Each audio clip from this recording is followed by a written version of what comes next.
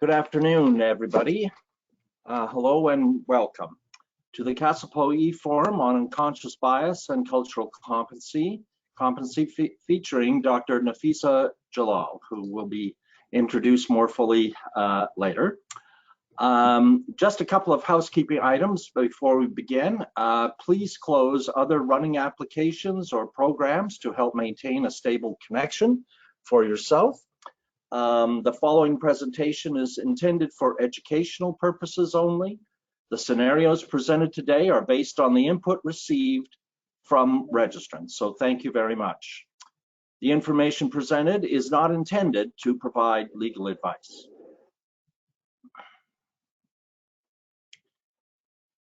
As for questions, please type your questions into the questions box on your screen.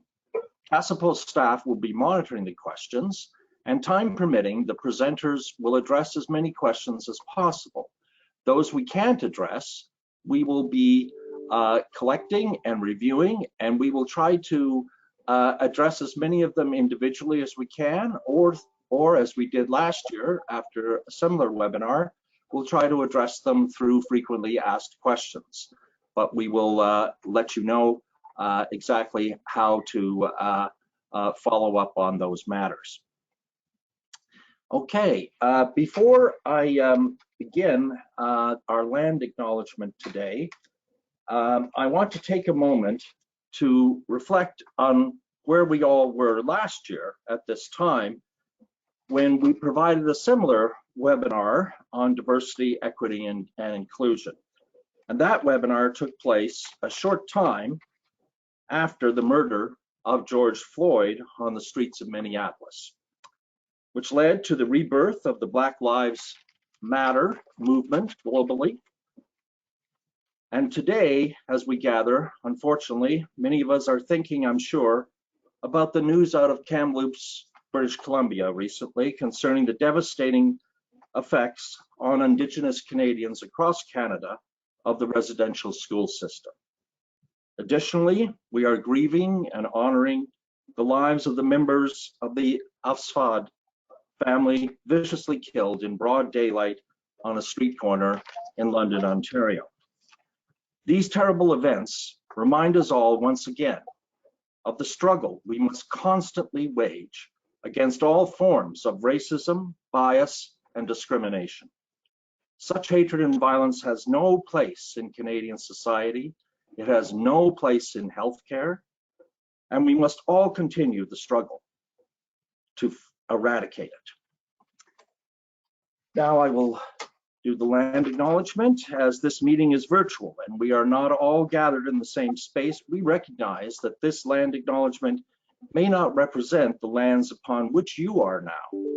If this is the case, we ask that you take the responsibility to acknowledge the traditional territory you are currently on. We acknowledge the traditional territory of many nations, including the Anishinaabe, the Chippewa, the Haudenosaunee, and the Wendat peoples. We also acknowledge that Tikaranto, a Mohawk word which means the land where trees stand in the water, is covered by Treaty 13 with the Mississaugas of the Credit. This land is now home to many diverse First Nations, Inuit, and Métis peoples. We also acknowledge the people who have since time immemorial cared for the lands we now call Ontario. Okay. A couple of other reminders. The eForum recording will be posted on the Diversity, Equity, and Inclusion page of our website. That's a screenshot of it. Dr. Nafisa Jalal will be our featured presenter today. She is the founder and principal consultant for Jalal Global Consulting. She has a doctorate in public health. Her current clients include public health organizations, health regulatory bodies such as ourselves, and community hospitals in Canada. Her firm's mission is to support organizations in building their capacity in diversity, equity, inclusion, cultural competence, anti-racism, and allyship. She strives to work with clients to embed diversity, equity, and inclusion within their operational processes.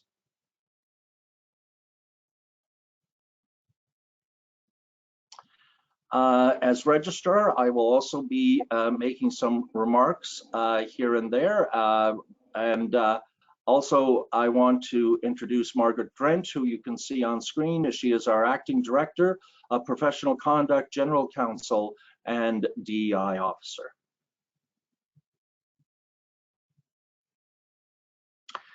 Just a brief overview of the agenda today.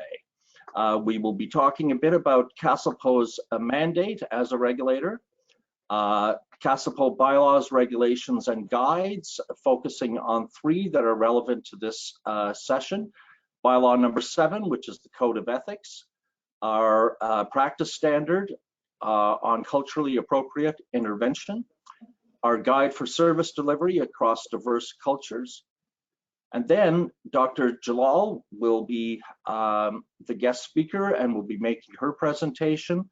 That will include, as I said, some scenarios that have been submitted by registrants, and Dr. Jalal will be commenting on those. And then at the end, we'll be back to talk about next steps and moving forward. So the CASLPO mandate. Our activities are, of course, limited to the mandate of the college, which is similar to all the other health regulatory colleges in the province, which is that the college has a duty to serve and protect the public interest. So we are not a professional association for advocacy or those kinds of matters, but we do have a very serious duty to uphold the public interest with respect to the care that is provided by our registrants to the public in Ontario.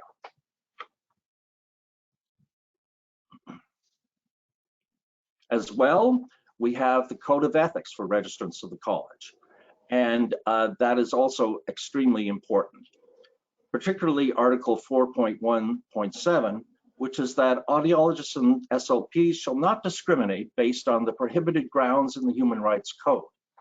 You can visit our website next week to learn more about CASLPO's consultation on a revised Code of Ethics.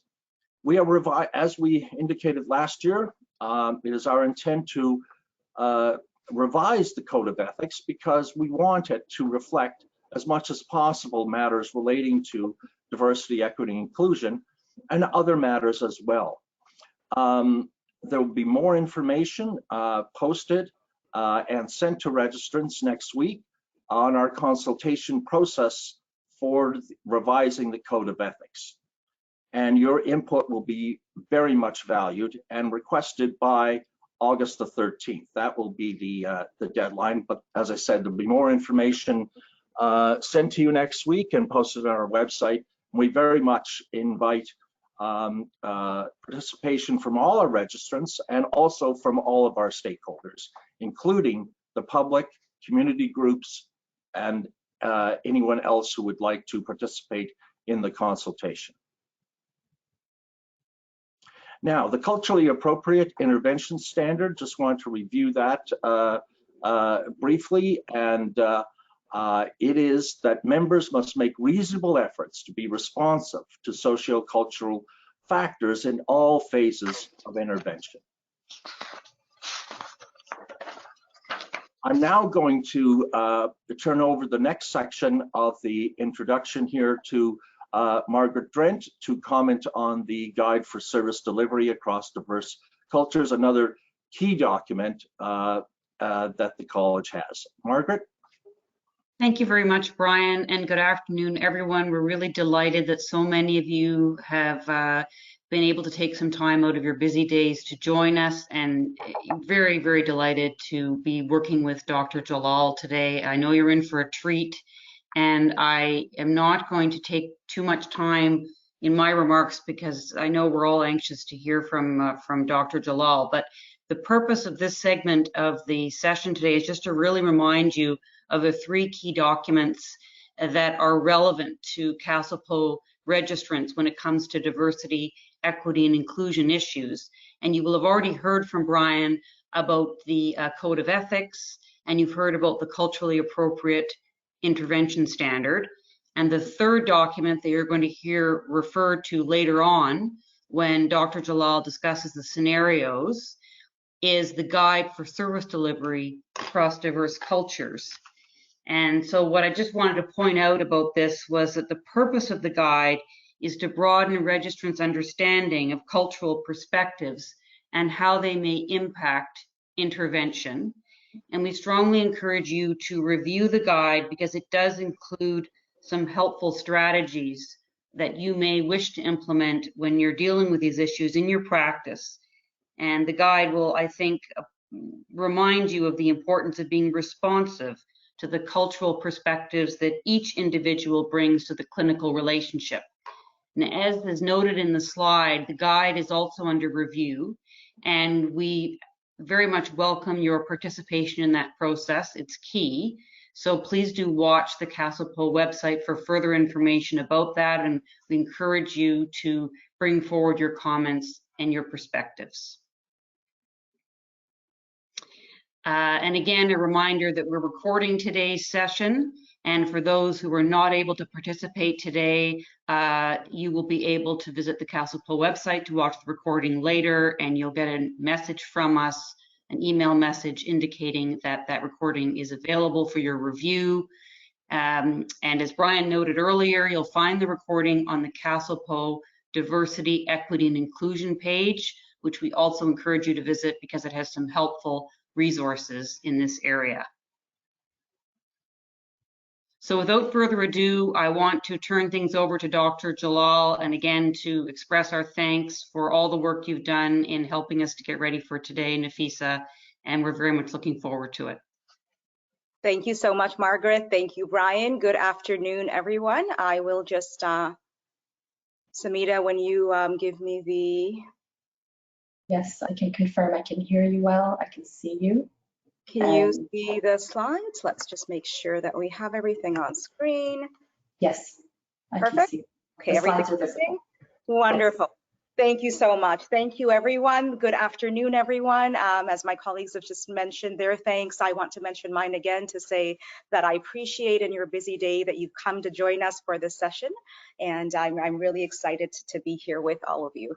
Today's session is titled DEI, Unconscious Bias and Cultural Competency in Healthcare, but we will be speaking about issues outside of that as well. So thank you again.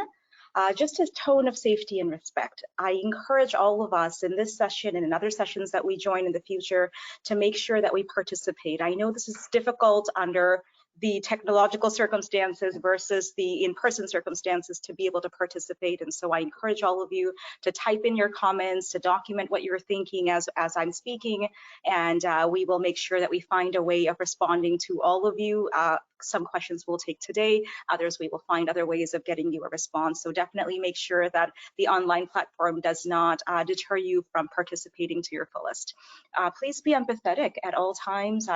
This is not just an in-session request, but just in general in life as we talk about these topics, as we deal with and live with these topics as well. Respectful of other people's perspectives, even if they're different from our own. Sharing our ideas. This is a time in the world where we need all of your ideas. We need all of you to be able to give voice to issues that matter. So I hope that all of us can find ways in which we can do that. And last but definitely not least, I hope everyone is open to receiving new information, whether it be through this session or other sessions that you go through or just life in general, to be able to receive new things and different ways of thinking. You don't have to read the essay in front of you. I was asked to submit a bio. So again, I don't want to take any time on this slide because Brian has already introduced me. The only thing that I'd like to highlight, if you will, from this slide is that I do a lot of work with adults and adult learning. And one thing that I have found over the years is that as adults, what we cognitively retain the best and for the longest time are things that we relate to ourselves when someone's speaking. So we will have all gone to many workshops and conferences and heard about concepts and interesting things, and we're listening to them in that moment. But the ones that we take with us for years to come and use possibly practically in our work, are the ones that we connect. So as I'm speaking today, I will constantly remind us, but I also encourage all of you to make sure that you connect either personally, professionally, to the things that we're talking about. So in your role, in your professional role, in your capacity, and hopefully then these conversations don't just remain as conversations, but go on to actually being tangible parts of our work. As Brian has already said, we stand in solidarity with our Black community, our Indigenous community, and our Muslim community, and all other communities. I recognize today that we have the privilege of a very large group, so thank you for so many of us joining us.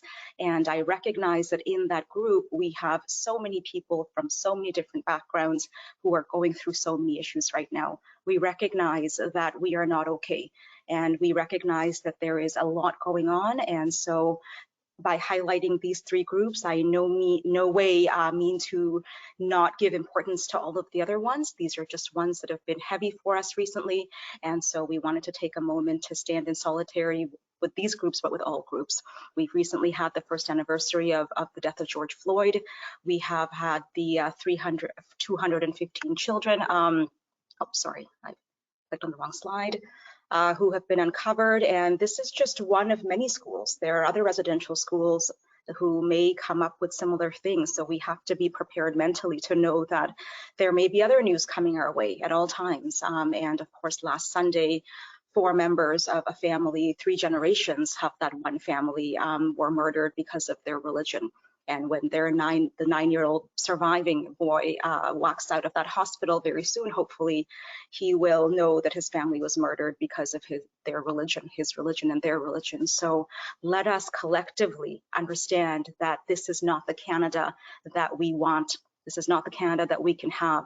And so these conversations like the ones we're having today are so important in moving us in the right direction. And I hope that all of us can take these conversations and turn them into tangible actions, because conversations only matter so much. It's the actions and the work that we put behind them that are going to make the difference, and making sure that we have a world that is different from the one that we currently do. A couple of things on our agenda for today that we'd like to look at. We'd like to look at the definition of diversity, equity, inclusion, cultural competency, and, oh, sorry, there we go. And we'd like to look at the differences really between prejudice and discrimination and racism. Oftentimes we will use these terms interchangeably, and I want us to make sure that we understand that there is a very notable difference between all of them. We want to look at bias and unconscious bias, which is very, very important, power and privilege, and we also want to look quickly at a few scenarios that you have submitted, so thank you for that, that relate to your work and your circumstances, and then we will end off the session with some questions. Definitely hope that we have some time to do some of them in person, and otherwise, like we said, we will make sure that we get the responses to your questions, so don't hesitate in asking them. What is diversity? If I were to ask you for one word that comes to mind, and again, it can be any one word, what is the first thing you think about when you think about differences in somebody else? Whether when you see them, whether you act on it or not is a separate question, but what is the first thing that you notice when you look at someone? In North America, research shows us that the answer for yours has been race. So most often when people are asked that question, what is the first difference you see in someone, they will say that they see somebody else's race. And so I want to encourage us today to remember that it is more than race. It is a lot more than race. We cannot begin and end with only race when it comes to diversity. When we are thinking about diversity, we want to think about the whole varied range of differences that we as people carry. Each one of us are our race, yes, but we are a lot of other things beyond our race. So remember that when you are thinking about diversity, whether it be that of your colleagues, whether it be that of your patients, whether it be that of the community at large that you serve, recognizing that there are layers and layers and layers of differences in people that go far beyond their race that we have to understand and that we have to include in our approaches as we are doing our work. We can't serve our patients the best of our ability. As a college, we can't serve our registrants the best of our ability without knowing all the various layers of diversity that they bring. So in order for us to truly be inclusive, we first have to recognize the diversities of people. And the last line here about multiple identities. The intersectionality is very important to understand as well. that each one of us are many things. So we may come from a certain racial background. On top of that, we may belong to a certain religious group. On top of that, we may belong to a certain gender. Each one of these things that add on, each layer of our diversity that makes us who we are as people are very important to consider, because that intersectionality changes our experiences. They change our experiences as patients, as service providers, in the whole spectrum of things. A couple of other aspects I want you to remember. So race, like we said, statistically is showing us to be the #1. And so we have to make sure that we really give importance to all the other aspects as well. Ethnicity is important, gender is important, sexual orientation, socioeconomic status from the haves and the have-nots, people's age, people's physical and mental abilities. Very often when we're thinking about abilities, we stop at the physical, and it's really important for us to understand the layers of mental that people are going through as well. So if you are going to support the public, if you're going to support patients from across the province, if you're going to support registrants from across the province in terms of the college, then we have to recognize that diversity exists at so many different levels. And what does that mean to us? How do we find out these things about people, and what is it that we do with that? How do we accommodate people in those matters? A couple of other categories, geography. So again, Ontario is large, and there are rural and there are urban and there are different lives that people are living based on where they are in this province, whether it be in terms of access to services, whether it be in terms of quality of services. So really understanding that for registrants, the patients you serve, and for the college, the registrants that you serve, are going to have very different experiences based on where they come from, different expectations, different outlooks, and different needs as well.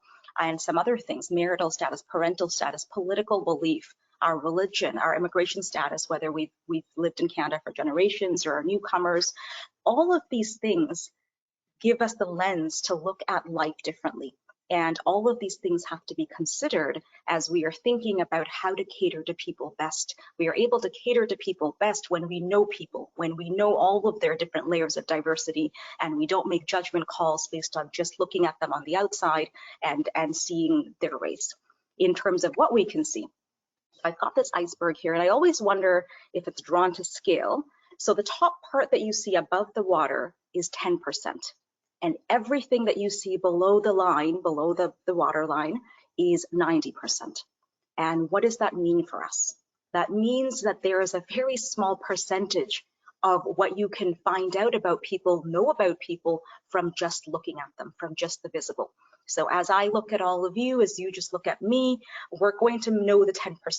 The 10% oftentimes will be maybe the physical attributes, gender, sometimes we can guess, sometimes we may be wrong, age in terms of perhaps older, younger, adolescent, middle age, and so forth. So we can determine a few of those things, perhaps correctly, sometimes not.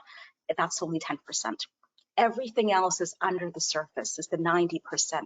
So what I encourage us to really think about today is, how are we doing that? How are we doing that as a college? How are we doing that as registrants for our patients in terms of learning about that 90% of people's diversity? Because we have to find active and meaningful and respectful ways in which people can feel included within our work, and so within our society. And so we really have to think about how we get to some of these other points in the 90. I'm not saying we're going to get to all of the 90, but the more that we can find out about people, the better that we can offer them our services. The more accurate, the more appropriate our service delivery will be. Okay. What is equity? Equity is different from equality. And for so long, we as a society have strived for equality. We've strived for equal. We've strived for everybody getting the same thing. And we are now learning that equality doesn't work for people. Equity is fairness. Equity is making sure everybody gets what they need versus everybody getting the same thing.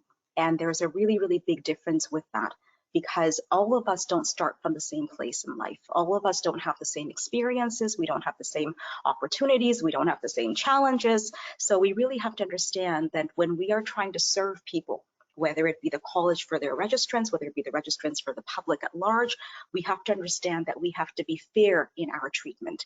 And this ties in once again to the 90-10 iceberg that we just saw.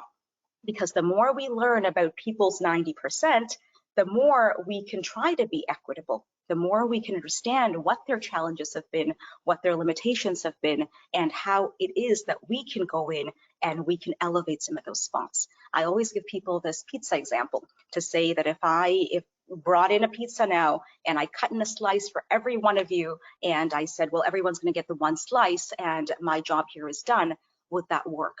I might find that there are people in the group who've just had a huge meal before they've come on the session and they don't even want a slice. And I might find people in the group who haven't eaten in 3 days and the one slice doesn't do it for them. They need a couple of slices in order to not be hungry.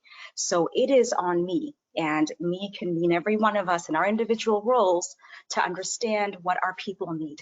And if I know who needs what, if I know that Brian hasn't eaten, say, in 3 days and he needs 3 slices, then I can give him that. And if I know that Margaret's just had a big breakfast before coming in, I can maybe give her half a slice. So understanding in our profession what that means for us, to be fair, to be equitable, and to make sure that we are giving people what they need is really, really important. Here are some visual examples that I like to share. You've got the equality on the one side and you've got the equity on the other side. And with the equality, you see the boxes, everyone's got the one box, and you'll see that there's one individual there that can't see the game at all, one that can hardly see. And with the equity, you've got the amount of boxes that you need for each person in order to all be able to see the game. So this is more work oftentimes. Equity is more work than equality. And yet equity is what we really, really need to get at as a society in order to truly be able to offer the best services.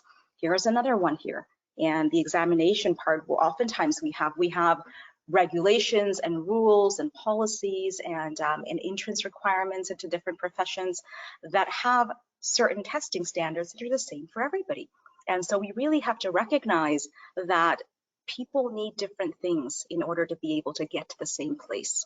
And so we have to be the kind of college and the kind of professionals, health professionals out there who can make a solid attempt in identifying what people's needs are. And here's a last one. It's fair, everyone gets an equal amount. And you can see in on their expressions that not everyone is pleased with that, because that doesn't work for people. If all of us had the same background, it would work for us, but all of us don't have the same background or the same needs. And so that's not going to work for us. So I ask you this question, and you can, you can think about it, and you can really think about it in a critical sense, because we have to criticize how it is that we're currently doing things and how it is the college is doing things in order to be able to be better at what it is that we do, right? Until we solidly look at ourselves on the inside and see where our gaps are, we can't improve how we're doing things. And we all know that we can do things better. Even if we're doing things well, we can do things better. So as staff of the college, do you feel like the college is equitable in the services it provides? And I know today we have a large audience of registrants and SLPs. And so as people who are receiving those services and getting support from the college, do you feel like the college's services are equitable? And if not, what is missing for you, and what is it that they could do to make things more equitable so that more people can access their services, more people can benefit from their services? So I will leave that to all of you. The college is looking for your responses in order to be able to support in a better way. So please don't feel hesitant in responding and reaching out to them, or in the questions, sharing with us what it is that you think that can be done better in order to be more equitable. And then we go on to inclusion. What is inclusion? Inclusion is the act of feeling and actually being welcome in a certain area. So being respected, being supported, being welcomed in the most genuine of ways. So again, not just saying that this is something that we prioritize, but actually prioritizing it. And so we want to make sure that with the college and with each one of you in your respective practices, that you do this. And how you do this is going to look different from clinic, from professional, from college, from body to body. And yet it's very important that you think about this, because inclusion is actively making sure that everybody has a voice, that everybody feels comfortable in your space, and that we don't just say that we embrace diversity in all of its different levels, but that we do so in a very, very genuine way. So again, not just the words, but the actions that come behind that as well. All of you know this already. You're an important part of the college. You are a part of the college as a registrant, as staff, and in all of your different capacities you are. And an inclusive atmosphere matters to all of you in service provision. So the services that the college provides to all of you, and then going forward, the services that you as healthcare professionals provide to all of your patients. Inclusivity needs to be in the environment in all places at all times. And so really, I want you to take time either later today, this week, whenever you can, to think about how you can be more inclusive. Do you feel like you are reaching all populations? Do you feel like there are groups out there who could benefit from your services who aren't coming to you? So often we focus on who is coming through our doors and we don't give enough attention to the people that are not coming through our doors. So who is it that isn't, and why? Is it because you could be more inclusive on this front or on that front? So when you actively think about who is not coming to you for services, or perhaps who is not getting their needs met if they do come, you can think about how you can position yourself in order to be more inclusive so that people feel more welcome, they know about you, and they want to come and access the services that you are providing. Many of you may have seen this quote before: diversity is being invited to the party, inclusion is being asked to dance. And so with that, I remind all of us of just the personal experience around all of this. Many of us have been invited into spaces and yet not felt like we truly belonged.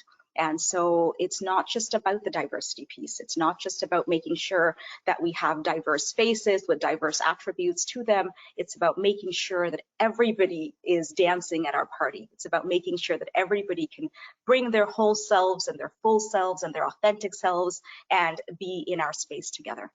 Note there, inclusion is an active on-purpose decision.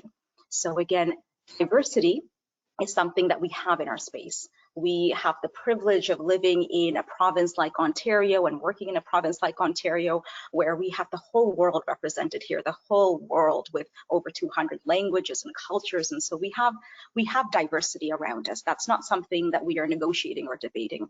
What we do have to do to leverage that diversity is to make sure we are equitable, is to make sure that all of these different groups that are represented in our population that make up our country are actually having access to what they need. So in terms of equity, that's a piece that we have to actively think about. Diversity we have automatically. Equity we have to work on. Equity is not an automatic, just like diversity is. Equity is making sure everybody has the fairness that they need. Okay? And then you've got the inclusion piece. And the inclusion piece, once again, active as well, does not just naturally happen.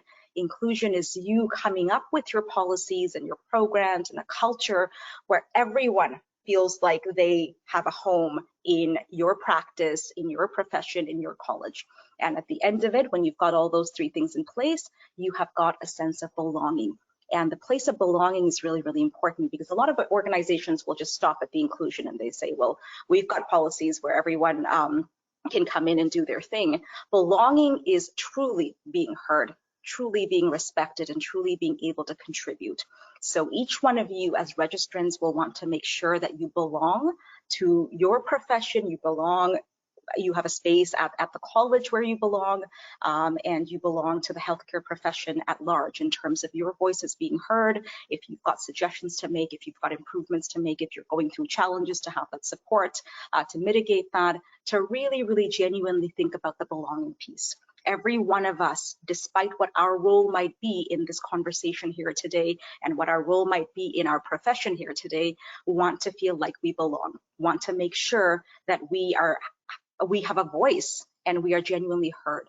So please make sure you think about this. Once again, I remind us, bring it back to the personal, bring it back to your profession, so that these concepts that we're talking about are not just concepts, but they are concepts that belong to us. And so again, with the inclusion, with the equity, with the belonging, think about where you are with it now and whether you genuinely feel this now.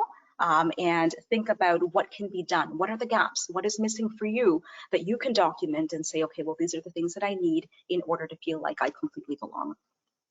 What does an inclusive culture look like? We start with being respected. And once we are respected, we have a sense of trust. People trust us, we trust them.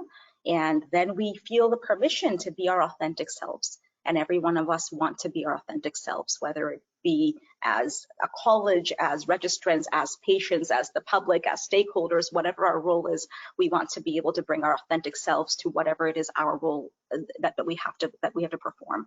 Psychological safety comes after our authentic self, so we feel safe and comfortable in the space that we're in, whether we are delivering services or whether we're having services offered to us. And of course, when all of this is in place, we get to take risks, which is where we get to come up with new ways of doing things, different ways of doing things, better ways of doing things, more inclusive ways of doing things in which we can support people better. We as healthcare professionals have the privilege and the power, and we'll talk about that in a second as well, of really looking at what it means to be able to offer better services. We have frontline contact, a lot of us, with people to say, okay, well, we're going to come up with an idea and it's going to do something differently and it's going to impact people's lives on a first-hand level, and not everyone has that privilege. Cultural competence, very, very important that we recognize all of the diversity that we have around us and all of its different levels, with culture being a very, very important part of them.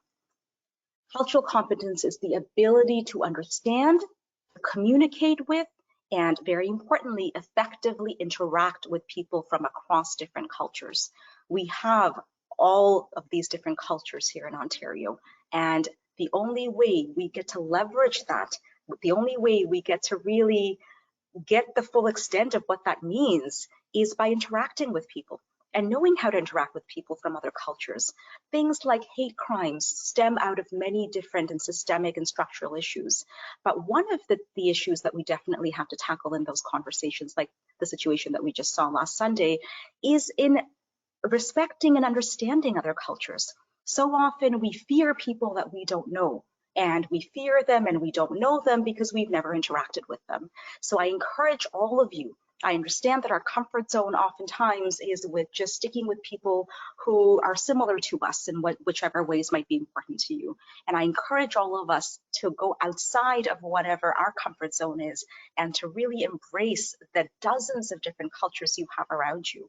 As healthcare professionals, we have patients from every background, and we probably have colleagues from all different backgrounds, and the college that you work with has people from all different backgrounds. So really, really take an interest in doing that.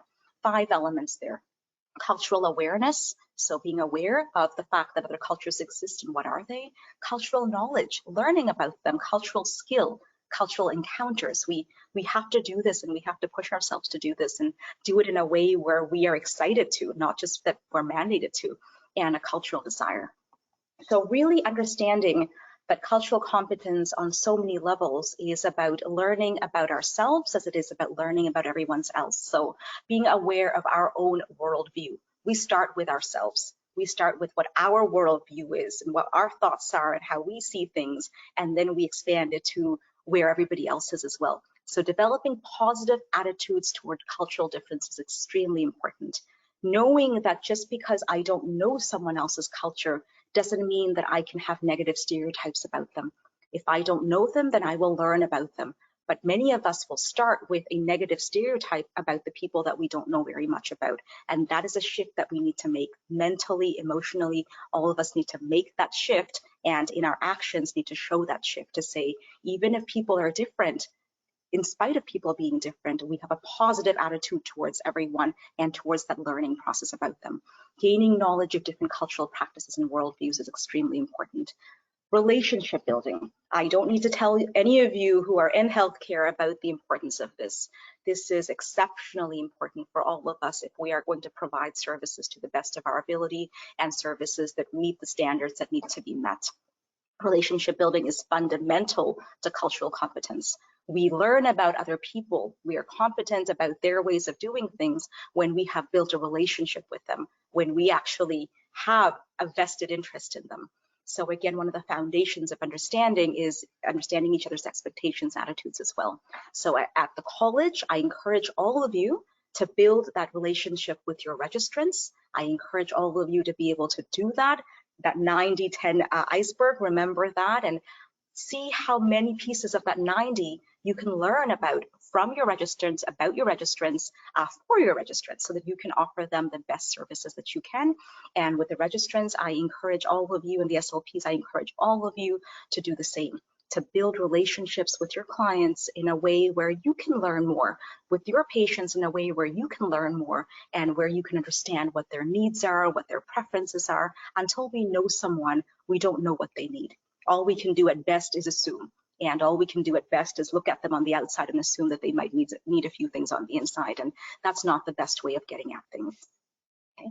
As an audiologist and SLP, you will of course need to balance that getting to know piece with making sure you ensure boundaries. That's not just for you, that's for all healthcare professionals. All of us have to go through this, where we have to make sure that we are there to learn about people and to build those relationships, but we also recognize that we do have to maintain professional boundaries and so forth. So we always want to make sure that we're cognizant of that piece, and that we do the getting to know piece in a way where patients feel safe and they feel comfortable, and there is no hesitation on either side of the relationship. Cultural competence is not static, as you know. None of these things that we talk about in terms of our demographics and our levels of diversity and what it means to be inclusive, all of these things are changing all the time based on the needs of people and the needs of our communities. So keep in mind that cultural competency, just the same, is not static. It's all of these things changing, it's groups changing, it's new perspectives, new situations, new experiences, and of course, new relationships that will change the conversation, okay? So here you have a definition of cultural humility. And with cultural humility, what's really, really important is the reflection and the self-critique. We have to learn about ourselves. We have to know what our vantage point is. We have to know how we think about things as a starting point, as we learn and examine other people's beliefs and other people's ways of doing things as well. Okay. Cultural humility is never mastered. So just referring back to the humility aspect, I want all of us to continue to be humble in our learning. I want all of us to know that as much as we learn, there is more to learn.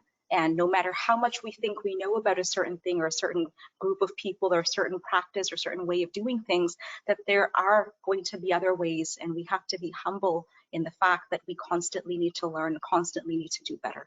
So it is an ongoing process, and it's shaped by every person you meet. It's shaped by every encounter you have.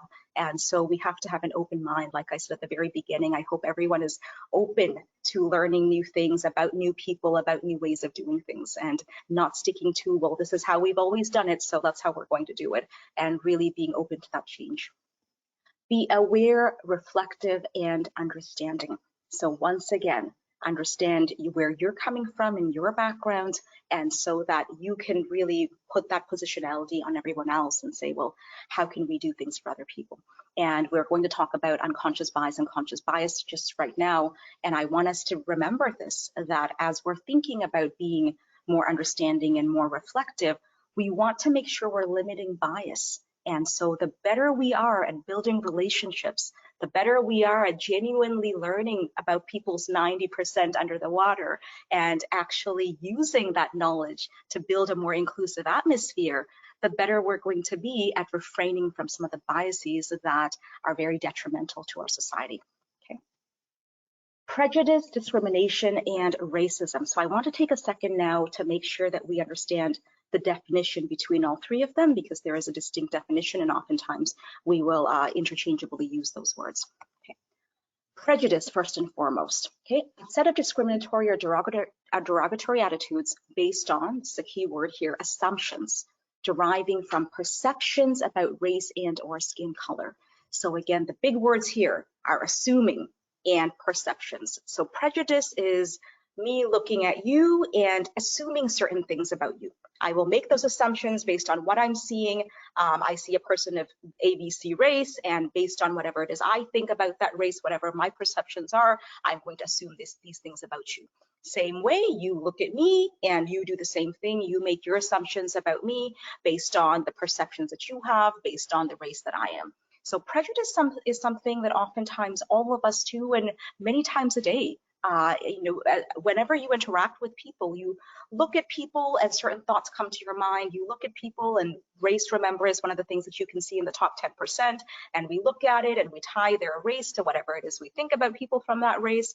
And those are things that are happening in our minds all the time. Not to say we act on it all the time. We don't always act on it, but we think it very often. Cognitively, it comes very naturally to us. So prejudice You looking at me and thinking what you're thinking, I'm looking at you and thinking what I'm thinking.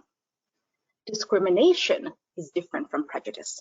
Discrimination builds on prejudice, and what that does is it withholds or limits access to benefits. The definition we have here is a distinction, conduct, or action that has the effect of imposing burdens on a certain group or certain people that is not imposed on others. So with discrimination, you have the power, the ability to withhold or access or limit access to benefits. So for example, now if I apply for a job at your organization and you find that, well, you've seen me, you have certain prejudices towards me, you don't want someone from my background, whatever you think that background may be, whatever assumptions you've made, you can then say, well, sorry, Nafisa, we don't have a vacancy anymore, or you're not qualified for that promotion. Or if you are the owner of a building that I want to live in, you can say, sorry, no more vacancies, go find yourself a home somewhere else. So with discrimination, you have the power then to limit or withhold access to benefits. So with prejudice, you're just thinking certain things of people. When discrimination pops in, you've built on that prejudice, and now you are limiting access to opportunities for people. So it becomes damaging because there's a tangible here and it impacts the lives of other people. And then we've got good old racism. And again, remember, prejudice was equal opportunity in that you saw me, thought what you thought, I saw you, thought what I thought. Everyone can be prejudiced, everyone oftentimes is. To be racist, however, it's no longer just about you and me. It's about whole groups of people on a systemic and structural level. So in order to be racist, you need to have the power to negatively impact whole groups of people. And we see racism in all spectrums of our society. A few examples on your screen are jobs. There's a tremendous amount of racism that we have in our hiring processes, in our promotion practices, and who comes through our doors and who doesn't. In the housing sector, incredible amount of racism. Does everyone get to live where they've asked to live, where they want to live? No. What about healthcare? All of us work in healthcare in some capacity or other, and we can speak to the amount of racism that exists within our healthcare industry. Education, what we learn in our books, who writes those books, and what we are going to be educated on is one level of things.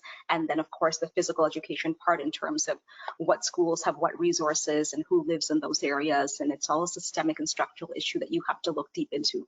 And criminal justice needs no explanation. We just mentioned George Floyd. And so the justice system that is meant to be protecting all of us does not do that equally and equitably and fairly for all groups. So keep in mind, prejudice, thinking something of someone, discrimination, this is where you get to start withholding benefits to people, and racism, no longer about you and me, but about entire groups of people. So keep these definitions in mind as you go about your work, because they come in so many different formats. As healthcare workers, as people that you interact with, you're going to see layers of prejudice come in people's communication, people's attitudes, and people's decision making. You're going to see discrimination, you're going to see racism. So really thinking about what that looks like for you. Racism does not play out in the same way for everyone. For those of us that are on this call today, and there's so many of us on this call, each one of us, if I were to be here to share stories with people and for people to be able to share stories with each other, would have a very different story. Racism does not look the same for everyone. So I want you to think about how you define it and what it looks like for you. Because for some people, the definition of racism is only the very extreme attacks, such as what happened with George Floyd.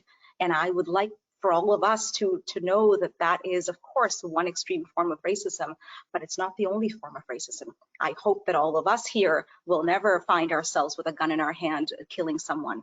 So it's not about just that. All of us will partake in perhaps racist activities based on something that we've said to someone, based on a way that we've looked at someone, based on how we've diminished someone's voice or not considered what they've said, based on how we've either invited them to our organization or not, or to our practice or not, or a way that we've treated them. So define racism in a way that is practical and a way that is very, very inclusive, so that you can see yourself in there and you can see where in that spectrum you fall. And like I said, how does it play out for you? Does it play out for you in terms of how you're dealt with? Does it play out for you in terms of programs and policies within the organizations that you work for? What does it look like for you? As staff, what does it look like at the college? As registrants at the college, what does it look like? For our patients and public at large, what does it look like? So remember that it looks very different for everyone, and we have to really understand that. We have to define racism in its largest and most inclusive way, and then we have to see where we fall in that in order for us to say, okay, well, this is where I think we see racism within our practice, within our sector. This is where I think we see microaggressions within our practice. And so once we've identified that, we can then think about how we can take it away. Bias and unconscious bias. Very important to understand, because all of us go through this in a variety of different ways. Okay. So when it comes to bias, there's the bias that we know about, and then there's the unconscious bias. So if we're going to start with the conscious bias, those are the biases that we know that we have. So each one of us have our own things that we're biased about, and people that we're biased about, and issues that we're biased about. And so if I were to ask each of you to even write down some of your biases, you don't have to share them publicly, but if I were to, many of you may be able to write down a number of different things, because as human beings, bias comes automatically to us. So we all have biases. This is something that we have to start off knowing, that it's not a matter of are we a good person or are we a bad person. It's just a matter of how do we deal with this. So as soon as you look at someone, some thoughts will come automatically to you. That is a very, very natural thing to do. Okay, all of us are hardwired in that way to do it. For example, if let's say I'm biased towards people who have purple hair, what I have to do with that is I have to recognize, first of all, and tell myself that I have that bias. And then I have to tell myself, what am I going to do with this? And there are so many different ways of looking at it. We'll just look at it shortly, but I want us to recognize, first of all, that we all have bias. We are all biased individuals, and it's a matter then of how are we going to manage our bias versus deciding if we have it at all or not. Unconscious bias. Simply put, this is the bias that we don't know that we have, or some people may have some inkling, but they haven't really put voice to it or recognized it in that way. So when we think about bias, we're then thinking about the unconscious and the pieces that we haven't really realized that we have. So for many of us, it'll show up in how we treat someone. For many of us, it'll show up in hiring decisions that we make. For many of us, it'll show up in the culture of our organization or certain policies or practices that we put into place. So it looks very, very different for people in different ways. And so really recognizing that is important. And automatically, as we think about certain things, as bias comes into our mind, I want us to think about this slide right here. At any given moment, so right now as I'm speaking to all of you, 11 million bits of information come at you, 11 million bits of information.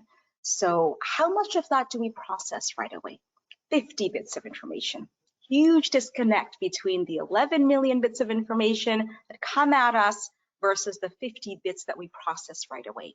So why is unconscious bias so dangerous? It's dangerous because we don't process all 11 million bits at once to be able to come up with a rational response all the time.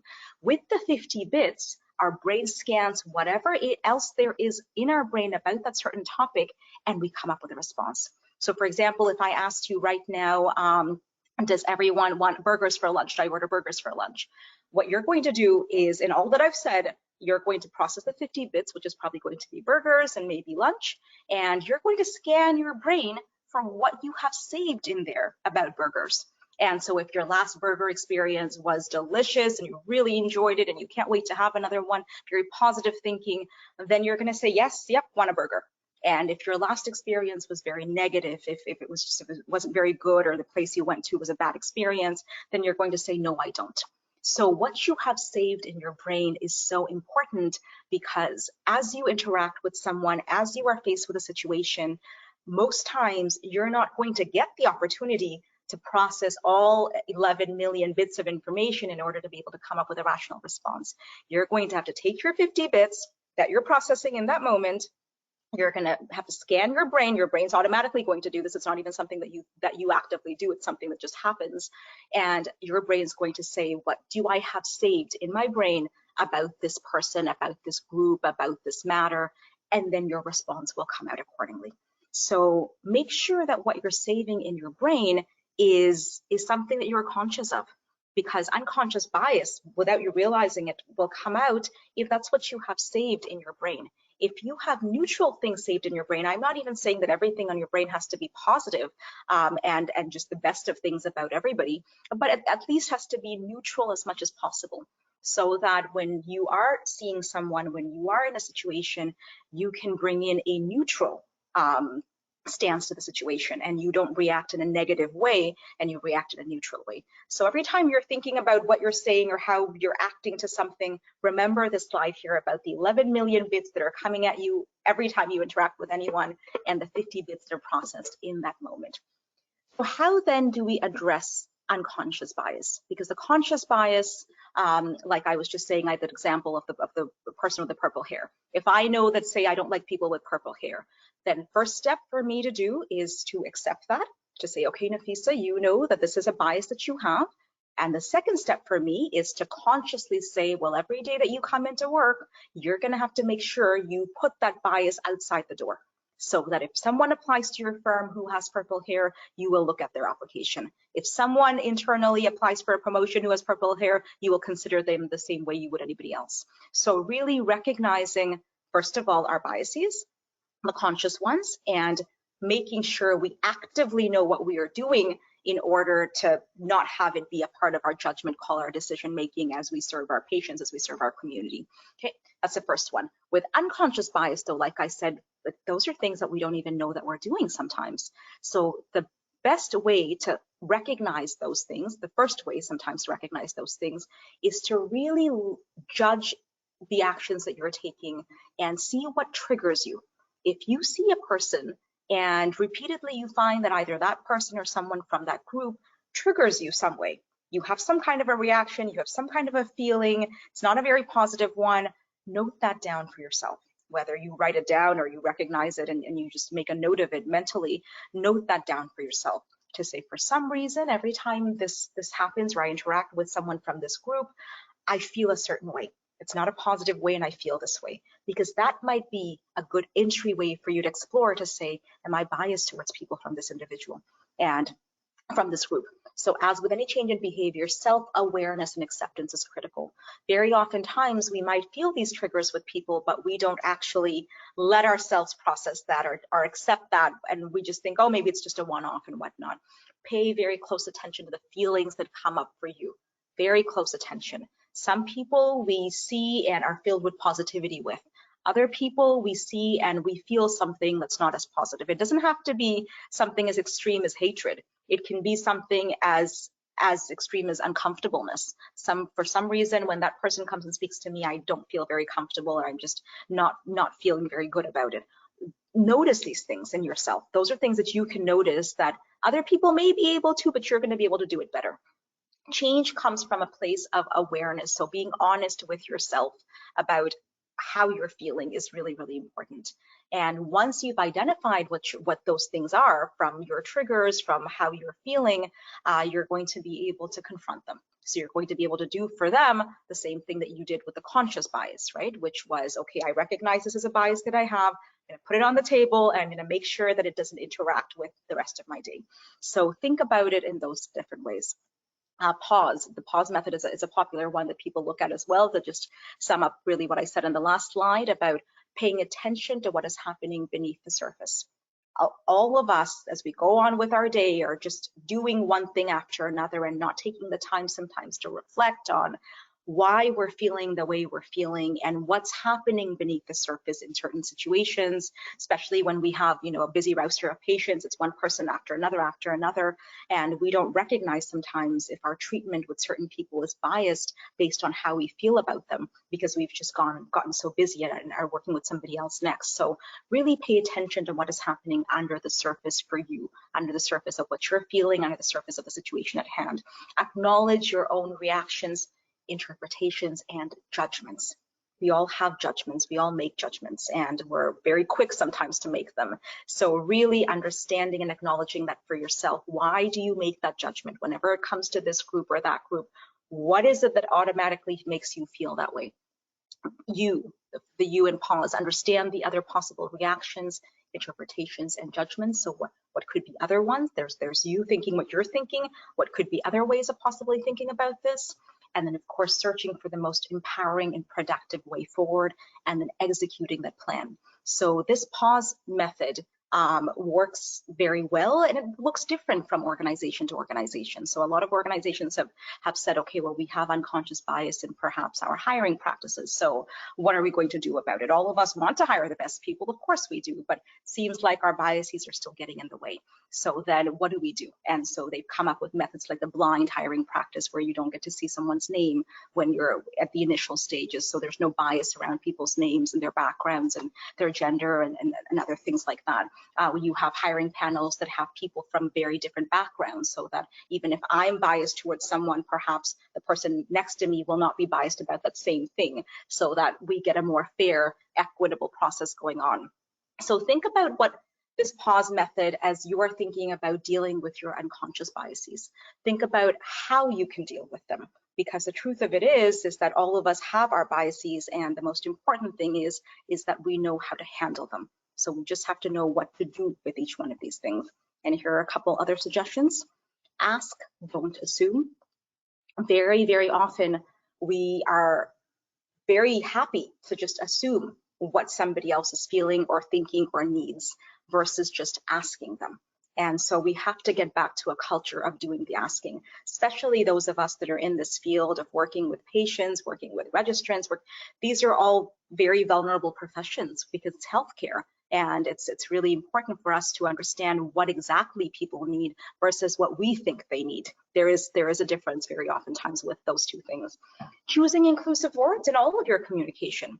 So really, as we are thinking about bias, very often we are biased towards people based on how we've communicated about them, how we think about them. When we see media and writing and talk about people in certain ways, it shapes our minds about those people. So really be very cognizant of how you're writing and what you're writing and how you're communicating in general in all of your different forms. Use a range of images. If you are going to, in your respective professions for each of you or the college at large, if you're going to be using images, make sure there's a range of them. Make sure it showcases everyone as thoroughly as you can. And I'm not saying that you're going to have every single group out there, because we have the privilege of so many different ones, but I'm saying be considerate enough in your imagery of making sure that most people that look at that image can see themselves in there. You have a profession that applies to everyone.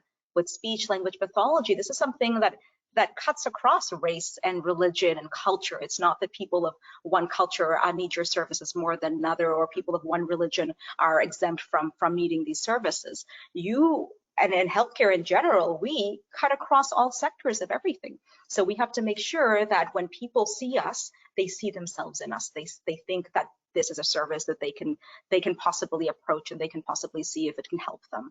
Reach out to diverse colleagues and mentors. This is always important when we're thinking about bias. When we're biased about people and we don't know about them, when we've got stereotypes and prejudice tied to it, it's oftentimes because of the cultural competency piece. We have never spoken to them, or we don't know them. We don't have a relationship with them. When we have a relationship with someone, we don't fear them in the same way. We don't think about them in the same negative context with that same negative lens. So it's really about getting to know people and finding respectful, tangible ways of getting to know them in order to be able to serve them better. And the speak up is so, so important for me, and I hope it is for all of you. Silence is complicity.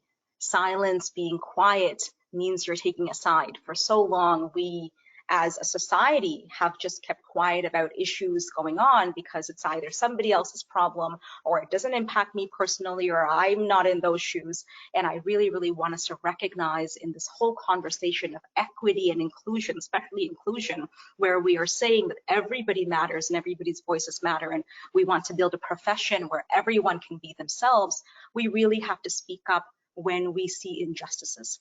All of us have to speak up when we see something that is not right, when someone is being biased towards someone, when there is microaggression in your atmosphere, when there are comments being made that are not savory or appropriate. You have to speak up. So make sure that all of you do that in your own respective ways. I'm not saying that everyone has to do it in the same way. There are so many different ways of being able to do that. So for some people, it might be vocalizing it. For some people, it might be changing their policies and programs. For some people, it might be other forms of advocacy. So whatever it is that you have to do in your profession, speak out in your own ways about what the problem is and how you can tackle it. Power and privilege.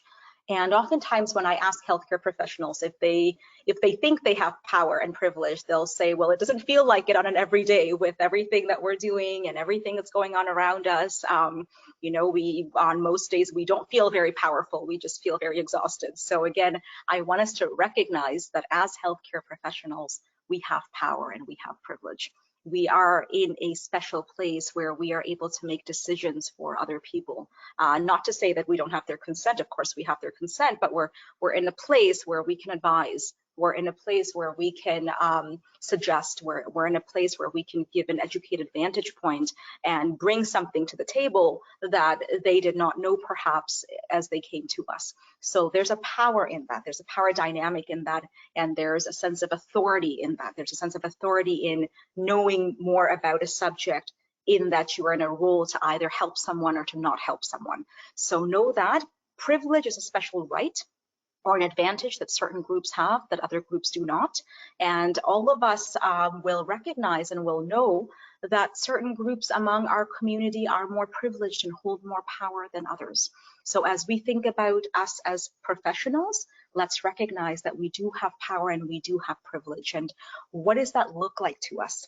And how does that play out in our interactions for the college with our registrants, for the registrants and SLPs with our patients, with people that come to us for our services? What does that look like? How does that power dynamic play out, and how do we use that sense of privilege? Because as healthcare workers, we have it. We have the choice to support someone wholeheartedly and thoroughly, and we have the choice to deny them services or to give them subpar services. And oftentimes we will find people doing that because of their biases and their prejudices and their stereotypes coming into play at the same time that they're supposed to be providing the best care to somebody.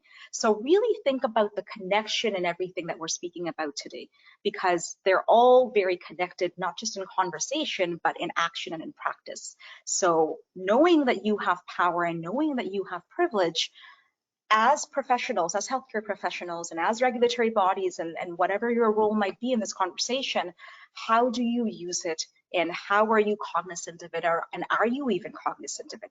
Because sometimes we'll go about our day-to-day and not recognize that we have that. And it's important for us to recognize it, because there is an impact in the relationship between a patient and a service provider, or a regulatory body and a registrant. There is a power dynamic there that speaks to something. People of privilege. In North America, we have a number of different groups. These are the ones here in North America that show up as the most privileged. People can be advantaged on so many different fronts. So for some of us, it's our education. For some of us, it's our social class. For some of us, it's our age, and that in certain communities, certain age groups are more recognized and valued than others. For some of us, it's our abilities, disabilities, ethnic or racial categories. Where do we belong? Gender identity and gender in general, sexual orientation, religion, all of these different things give us a certain place in that privilege line. And each one of us, based on where we stand on these different things, we fall somewhere there. And just like we do, so do our patients, and so do the communities that we serve at large. So it's important for us to recognize that. It's important for us to recognize in the equity concept that as we are trying to be fair, as we're trying to provide fair services, no matter who we are, whether we're the college or we're registrants, as we're trying to provide the fairest services, recognizing the privilege piece that people stand in a different place and see the world and interact with the world differently based on all of these different things. So where does the fairness come in, and what can we as a profession do to bring in the fairness, to say we recognize that people who are on certain spectrums because of their identity may not have the same advantages and access as other people on other sides of the spectrum. So how can we as a college make sure that we recognize privilege and that we work with that?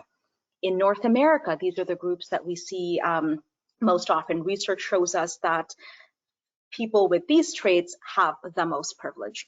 So people who are either white or Caucasian background, able-bodied, heterosexuals, males, middle to upper class, middle-aged, English-speaking.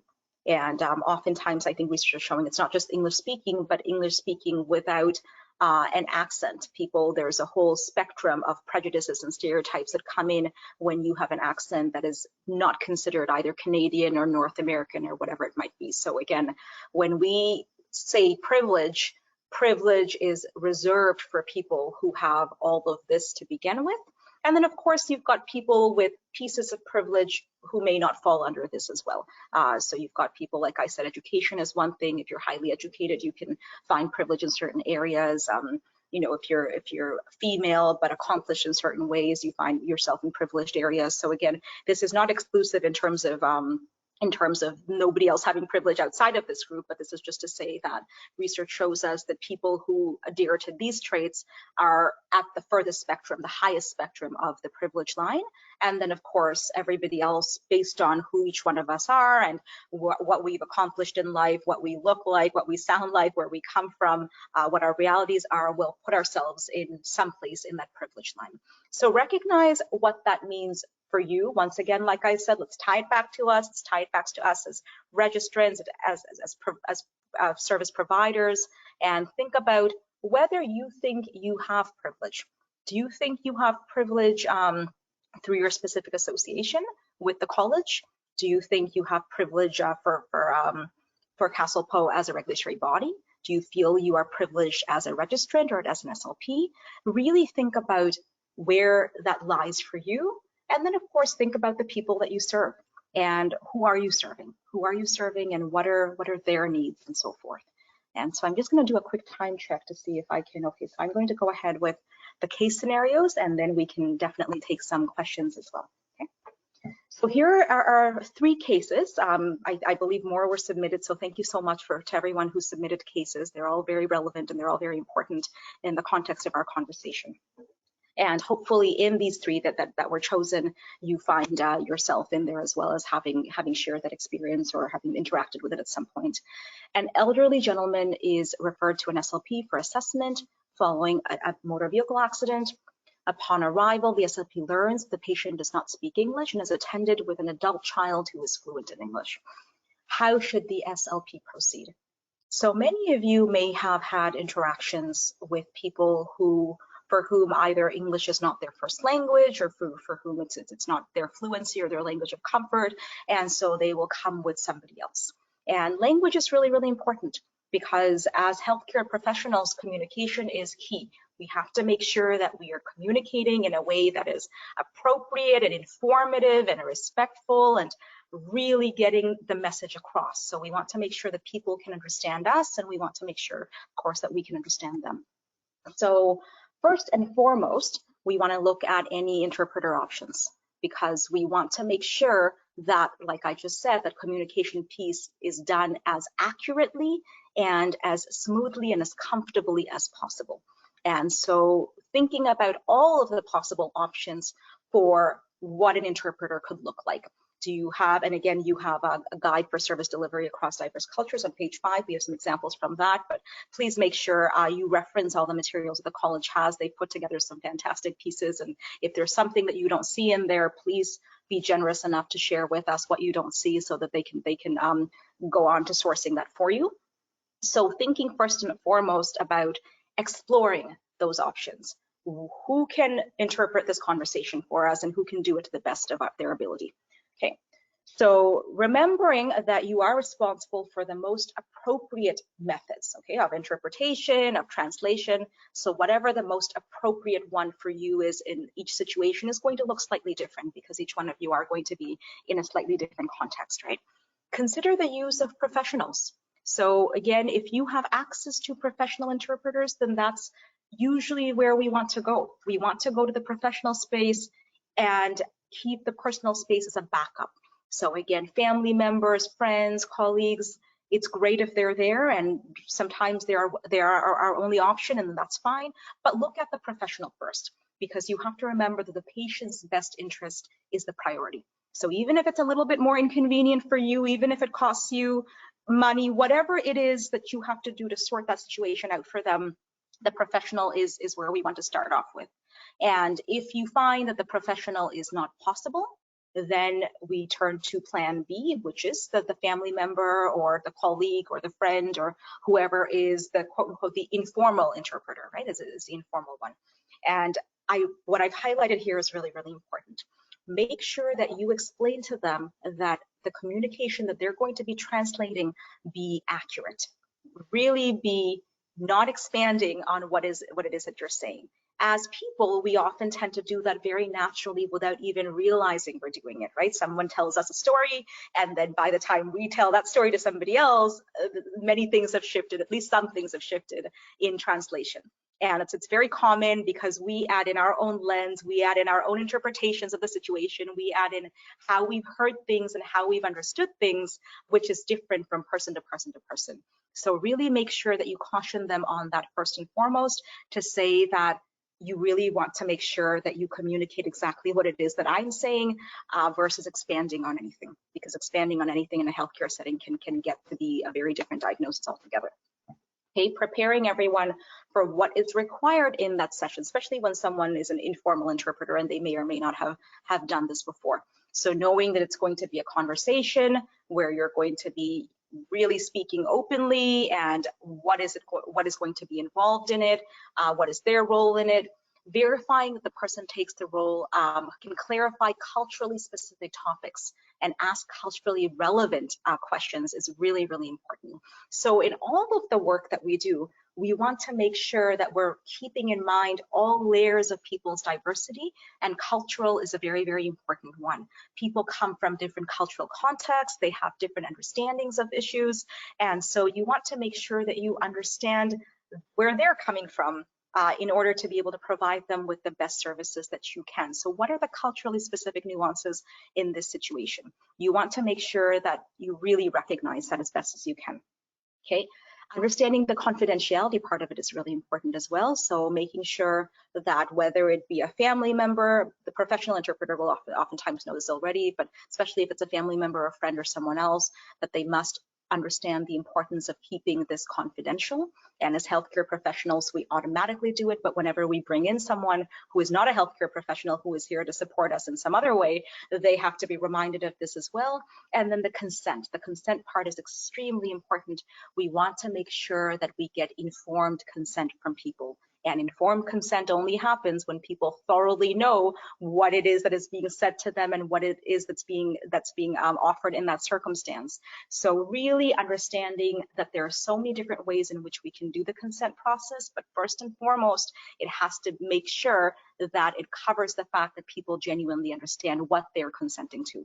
So you have a guide as well for reference, a guide to obtaining consent for services, and I really encourage all of you to look at that if you find yourself in a situation, in a scenario like this, because we want to make sure that despite the fact that we haven't directly been able to communicate with our patient and we've used someone else's support, that the consent is direct between us, is direct in that everything that we wanted them to know has clearly reached them. Remaining alert to the patient's verbal and nonverbal is important. So as many of us might know, 70 to 93%, it's usually statistically closer to the 93% of our communication that is nonverbal. That is massive. That is massive. So often we are so fixated on the actual words that are being said that we really diminish everything else around it. And so here is us reminding ourselves again that a very large percentage, the majority of communication is actually nonverbal. So even if you can't understand this person's exact wording, you can still look at them. You can still look at their mannerisms. You can still look at either discomfort on their face or a questioning look, or what is it that they may possibly be feeling. So that's going to be very helpful for you as you're not able to speak to them directly, to gather and to be able to communicate with the interpreter, to be able to ask additional questions if needed, to really understand and do a deep dive on what this person is thinking and feeling, to add to the words that are being shared with you by the interpreter. So remember that, and another strategy that I find is really helpful is the writing down. Have that conversation, do your interaction, do your piece, get your consent, see that patient for what they need, and then write down the key components. That way you have something documented, and that way you have something that they can refer back to later on, you can refer back to, so there's no question of what was said or what was maybe said or what we think was said, but we know clearly what actually went on. So keep those strategies in mind. Like I said, use the college document as well. And if you have questions outside of that, to please just, ask us and see how we can address some of that. So scenario 2, audiologist is working with a patient who makes negative comments about the audiologist's racial and ethnic background. What should the audiologist do? We as healthcare professionals are on the receiving end of bias and prejudice and stereotypes and racism as well. It's not just a conversation where we have to mitigate this for other people, we also have to mitigate it for ourselves. There's no question about that there's nobody that will tell us that we have to deal with that in a way where we have to ignore it. We get to address that just as we get to address this for our patients. So remember that it's a two-way thing, and respect works in both ways, and we want to make sure that we are comfortable and we are bringing our whole selves to work just as we are trying to provide the best for other people as well. So as a regulated health profession, you may be faced with inappropriate actions, comments, attitudes thrown your way as well. So keep in mind a couple of things that you can do with that. But first and foremost, remember that there is a power imbalance, like we just spoke about with power and privilege. There is that piece about you being a service provider and them being a patient, or you being a regulatory body and them being a registrant. Keep that privilege and power piece in mind as you try to understand this scenario, to know that there is a power imbalance. So no one is saying that you have to be on the receiving end of anything negative or anything that's not comfortable for you. So that's a no-no at all times. But what we are saying is that you want to, before you jump to conclusions and misunderstand what the situation might possibly be, you want to make sure you realize that there's a power imbalance. So if you have a patient, for example, saying something to you, you want to first recognize that you are in a position of power and privilege, and could that have an influence in how you want to deal with the situation and what you can do to deal with the situation, right? Hi, Nafisa. I just wanted to let you know we have 10 minutes remaining. Thank you. You are the best. Thank you so much. So we're on scenario 2, and I think we'll be okay. Principles to keep in mind for this one as well. So again, remember the cultural dimensions, and clarification is so important to prevent or to avoid or to deal with misunderstandings. So if someone says something to you that you find is hurtful, that you find is offensive, then for you to have the clarification piece to say, can I just confirm that this is what you're feeling or thinking or have just said? And that will sometimes mitigate for you any other issues. They might come back and say, no, that's not really what I meant. It might have come out like that, but it's not really what my intention was. So I'm not saying that every single time it can be mitigated, but I am saying that we have to be conscious of understanding our power dynamic if the comments are coming from a patient. And second of all, we have to be conscious overall of the situation to make sure that we haven't taken something out of context or we haven't misunderstood something. So really understanding the context and understanding the choices you have. So are you going to address this directly? Are you going to address this in a different way? Is there a policy or a program that you have at your clinic or at your practice where you can do this?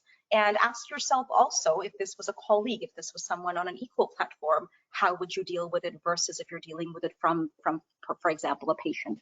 And one thing I want to focus on this slide is, do you have workplace policies around something like this? Because we oftentimes do for how we treat our patients, but not always do we for how our patients or how other people may treat us.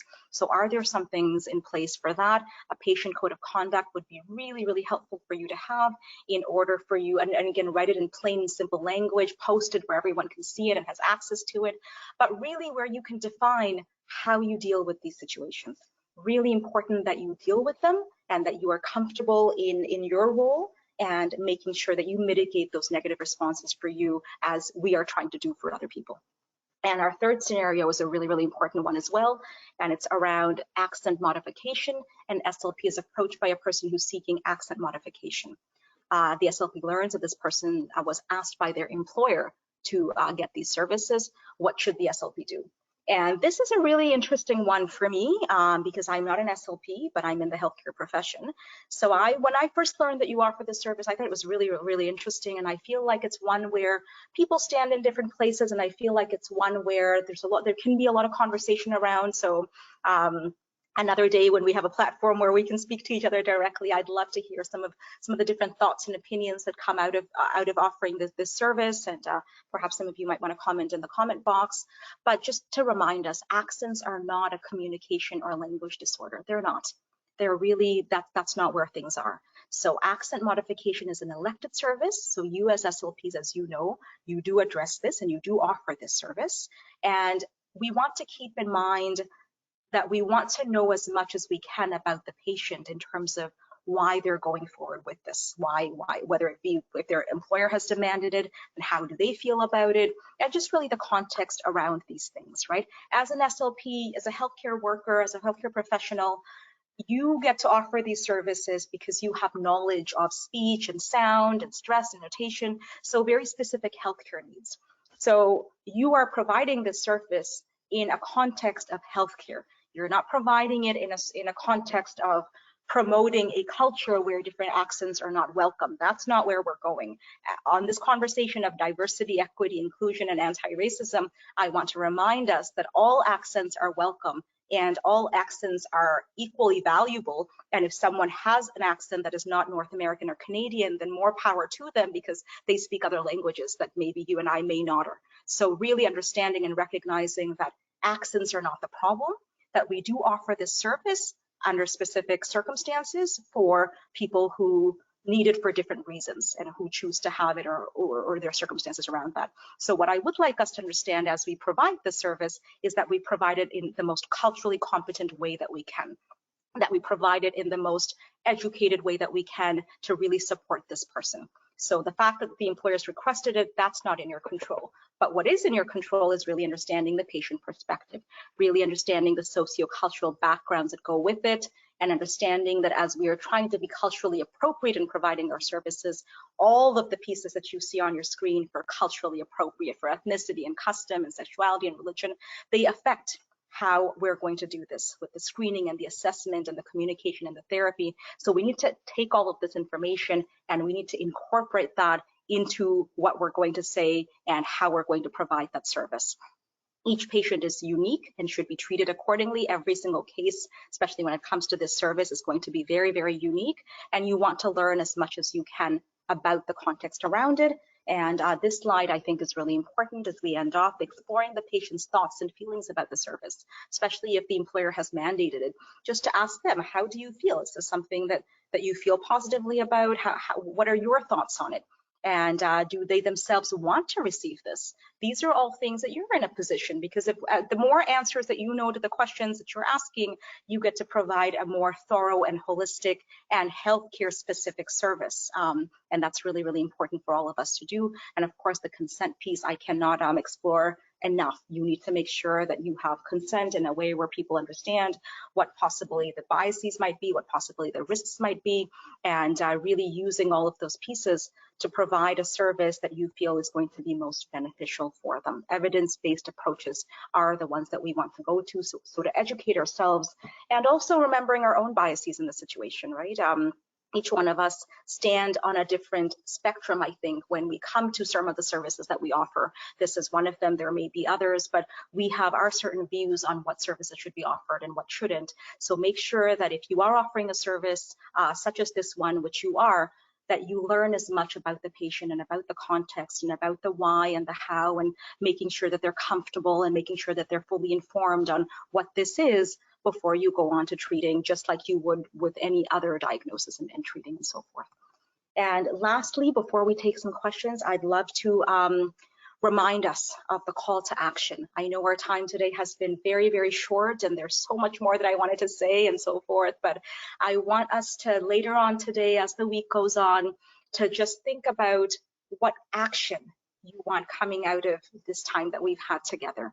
if there is one thing that you can stop doing that you feel like you've been doing, whether as an organization or whether as an individual in your practices, what is one thing that you feel like is not necessary to do or has been in your policies or programs that you can possibly look at taking out, that doesn't serve anyone, that doesn't take forward the diversity, equity, inclusion conversation, the belonging conversation, the standing up for anti-racism conversation? What is one thing that you can start doing? Many of us have great ideas that we don't act on.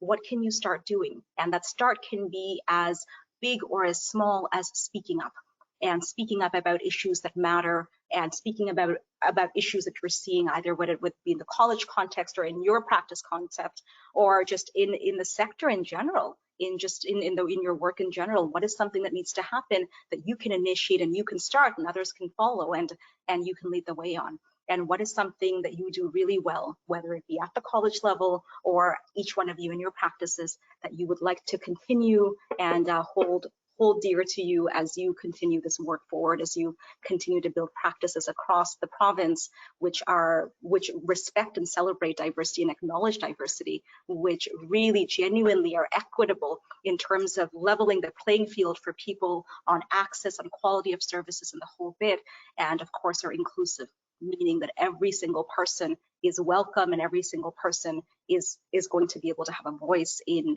this conversation. So thank you so much for that, Ben. I welcome any questions. I know we just have a few minutes, and like I said, we'll find other ways of answering your questions and you'll get your responses even if it's not live with us today. But could I entertain any questions that anyone has? Hi, Dr. Jalal. Yes, we did receive a few questions via the question box this afternoon. And in the interest of time, unfortunately, I don't think we'll be able to address them all during the webinar, but we have responded in the question box to let you know that we will be responding via email offline for any questions that are not answered now. So the first question is, what advice would you have for registrants about how they can support families which have culturally and linguistically diverse backgrounds? I think that is a brilliant question. Supporting families, you said, who have someone in the family who would need the services, correct? Yes. Okay, yes. So first of all, I think a lot of people may or may not know the full extent of the services that you offer. So there are a number of ways in which you will want to make sure that you get this information to families. In order to support families in knowing that they're going to need your services, they want to know the full extent of what you have. So do you have, for example, workshops, or do you have information sessions, or do you have other ways in which families can come to you to learn what it is that you offer? Because we might have members of our family who could use your services, but we're not particularly sure what the full range of services are and how you operate and how this works and what the benefits would really be. So I feel like if we can find platforms as in our individual practices of making sure in whatever community that we work in, that we tell people more about us, and we tell people what it is that we do, and perhaps we invite people in for consultations. I think information is very powerful and communication is very powerful. And you have people from so many different cultures in your community who may or may not be familiar with a service such as yours and may not have seen this before, have ever experienced this. So I think the very important part would be in how do you get the information out to each of these families? First of all, to say, this is what we do, and we feel like there's something here that you might benefit from. And B, to invite them in for a consultation to say, do you want to just do an assessment, to just have a conversation with us about how we could support your family member? And I think that would be the beginning of a possible relationship. And many people, when they see what you offer and how you offer it and how you do it, are going to say, yeah, this is something that we would want to try out as well. Many people don't know that these services are a part of healthcare in general. They're more niched for some people, and some people will look for them. Other people don't know they exist. So I would definitely recommend you getting your information out in as many platforms as you can in different ways. If you have community centers for different ethnicities, going in there and posting a message on there. So finding different platforms and different venues to get out that you exist and what it is that you do, and for people to reach out to you to have that conversation on how you can bridge that gap between the people in their family that could possibly utilize it and the services that you offer, and to see if that's a match. And if it's not, then you're in a place to recommend another service for them.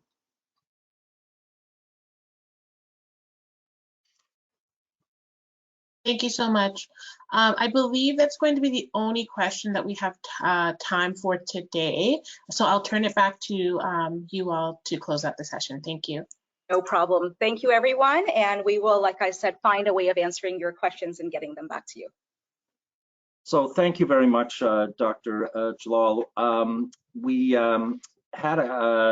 want to thank everyone who joined us today. I think we had upwards of about 600 people altogether, including, of course, audiologists and speech language pathologists. Also, we had some representatives from other stakeholders, from the professional associations, OSLA, SAC, CAA, and we thank them very much. We've had also some people in the audience from the university community, and indeed from some other regulatory colleges as well. So thank you all very much for your participation today. I think I'd also like to thank our staff that assisted in this. Of course, Margaret and her team, Siobhan Cordell, Sumita Jalkar, and the internal staff committee that we have on DEI, all very much were part of this today. We also had some members of our council attending, and I very much welcome their participation as well. I think that, as Dr. Jalal said, the conversation has to keep going, the dialogue has to keep going. We will get to your questions, I can promise you that. And we are very respectful always that we have two professions that we regulate. And we didn't have enough time, of course, to display all the many situations that audiologists and SLPs may encounter in their practice, but we will certainly do that in response to the questions as well. And we'll continue to work on all of that in terms of our own inclusivity. I also wanted to indicate that it is very important as we move forward, as Dr. Jalal said, to start with respect and understanding, and then progress to action and achievement and moving things forward. So in that spirit, thank you all again, and thank you, Dr. Jalal. Thank you everyone for your participation. We will be posting information soon for those of you who want to access the recording, or any of your friends or colleagues that want to do so. And we will be responding to the questions. So thank you all. I hope this was informative. It's a big topic, as you know, lots of information, terrific information from Dr. Jalal. And we'll continue to press forward in this area, and we'll learn from each other as we go forward. And that's the most important thing of all. So thank you again, and good afternoon, and have a great rest of the day. Thank you. Thank you, everyone. Thank you. Action.